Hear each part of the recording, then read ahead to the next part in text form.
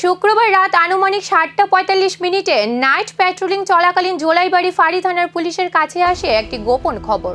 খবরে জানানো হয় TR-08 A2116 নম্বরের একটি অটোতে করে বিলেতি মদ নিয়ে যাওয়া হচ্ছে। খবরের ভিত্তিতে তৎপর হয়ে শান্তিনিকেতন পাড়া এলাকায় অভিযান চালিয়ে সন্দেহজনক অটোটি আটক করে পুলিশ। তল্লাশিতে অটো থেকে বিলেতি মদের বোতল উদ্ধার হয় এবং শাকপাড়ি এলাকার বাসিন্দা ইসাই ত্রিপুরাকে আটক করা হয়।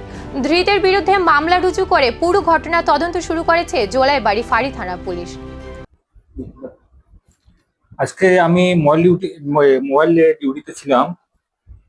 সন্ধ্যা 7:45 দিকে আমি একটা গোপনভাবে খবর পাইছি যে জোলাইবাড়ি হইতে একটা অটোতে করে একটা প্যাসেঞ্জার কিছু ফরেন লিকার বোতল নিতে আসলো।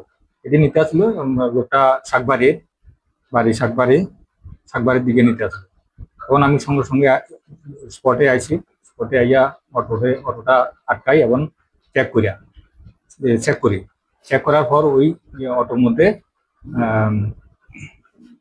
4টা হিউম্যান। রাতের অন্ধকারে অটো করে কোথায় নিয়ে যাওয়া হচ্ছিল এই মদ? এর পেছনে কি রয়েছে আরো বড় কোনো চক্র? তদন্ত এগুতেই বাড়ছে রহস্য।